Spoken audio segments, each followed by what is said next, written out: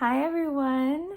I'm 25 weeks and 4 days pregnant, coming to you from my bedroom floor. It's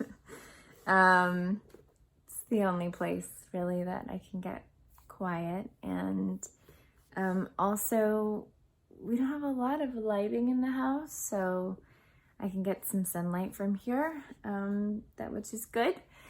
So yesterday I had my glucose test. Typically you do glucose around 25 to 28 weeks. So I went ahead and did my glucose test because we're going to be traveling to Idaho next week. And this will kind of get me, this kind of gave me the opportunity to be gone for a little bit. So we are, 25 weeks. The glucose test went great. If you haven't done a glucose test before, they give you a drink, usually at your appointment before this, and it kind of tastes like orange syrupy Gatorade. I personally don't mind the taste. Some people really hate it. I think it tastes kind of good. So it did not bother me at all. So you drink that drink the morning before you go. Maybe everybody does it differently, but this is what my specific bottle says. It says you drink the drink before you go to your appointment. You can eat 1 hour before drinking the drink, and then you have to drink it, and then you have to go to your appointment and get your blood work done exactly 1 hour later. So if you drink it at, eat an egg at 7, drink it at 8, appointments at 9, if that makes sense. They have to do the blood draw exactly 1 hour after doing the glucose test with the one specific one that I did. And then they did an ultrasound. So I got to see the baby. I'm going to put the picture in this little vlog because it's so cute. I couldn't believe it. Baby is doing great. Baby was kicking a bunch and opening his or her mouth over and over again, hand up to the face. It was so cute. So I did that, and then I got my results back this morning. They called me and said that, it was like a 24-hour thing. And this morning they called and said that my glucose number, everything was fine. So I was very relieved about that. But then they said that I need to increase my iron intake by a little bit. My iron number was just a little bit low. So that's something I have to work on. And, it's funny. I immediately was like, okay, I know that greens are an iron-rich food. And I know that, you can get iron from beans and lentils, red meat, but I don't eat meat. So I was like, I need to refer to our book. And this is not a book plug whatsoever, but we did so much research for this book that I was like, okay, I know we wrote about iron because I remember doing that section. So I have it right here. And for anyone else who has this issue, so we say right here that a woman's need for iron increases during pregnancy because her baby is drawing enough iron from her to last them months after they are born.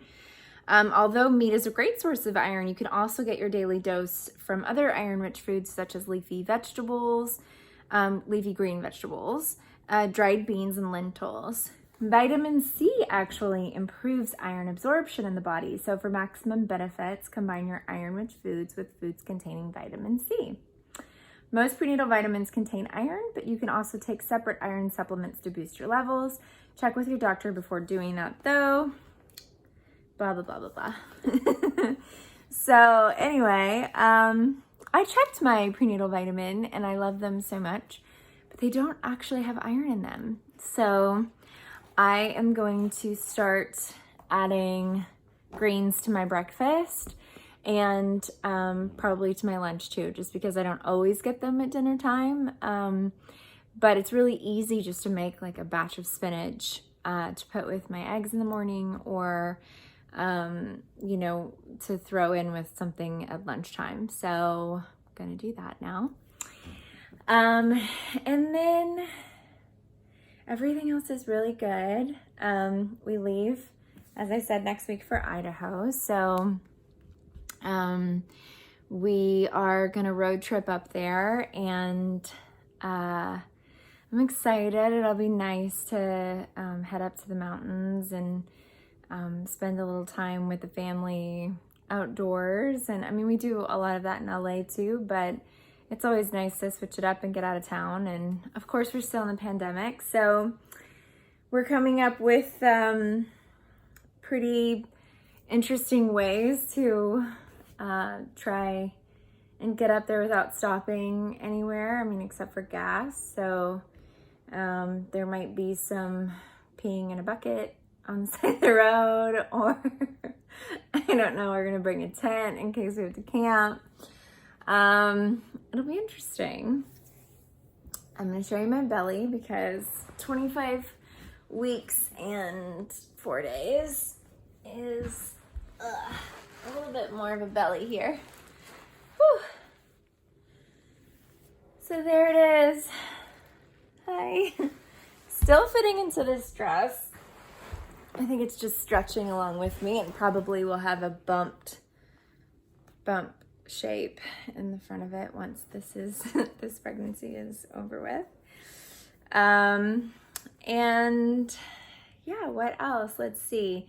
So for the next few weeks, my doctor said I'm good. You know, I don't have to come in, and I talked to him. This is something that I know I talked about last time, that I wanted to ask him a bunch of questions about the delivery. So I asked him if husbands in LA are allowed to, or wives or partners, or if you're allowed to have a partner at the hospital with you for delivery now. And he said yes, they have let partners back in. He said that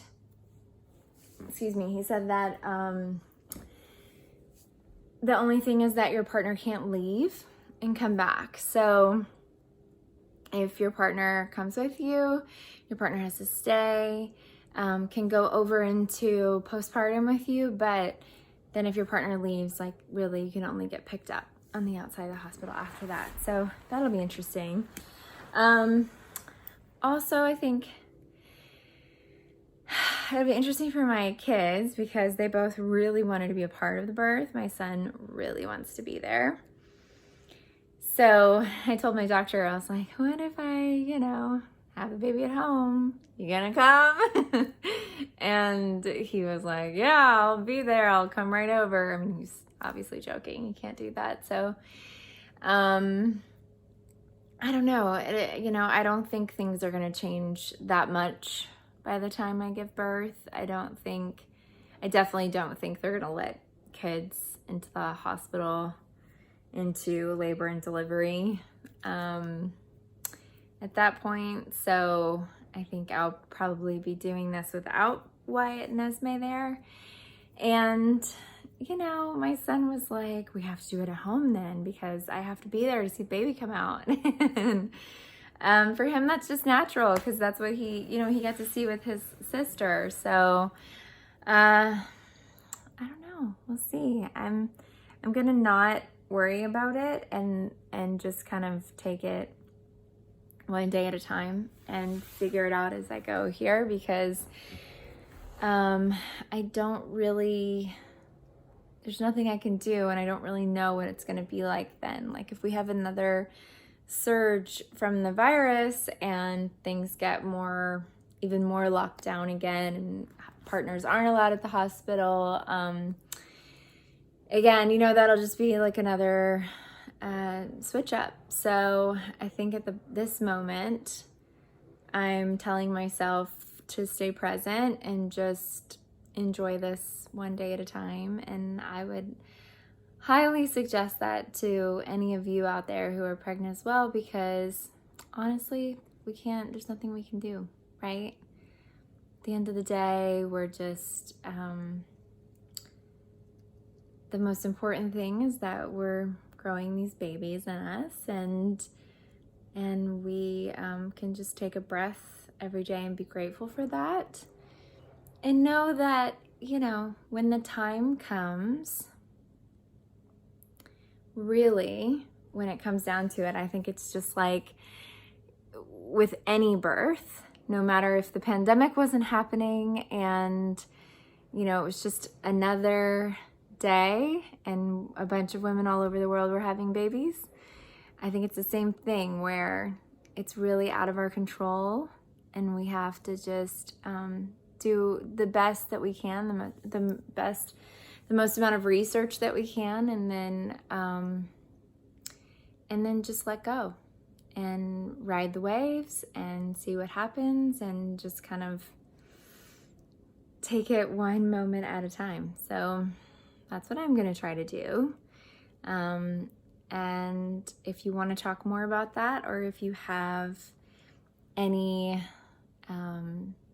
questions, or even if you have tips or advice of things that you've heard about or learned about that you are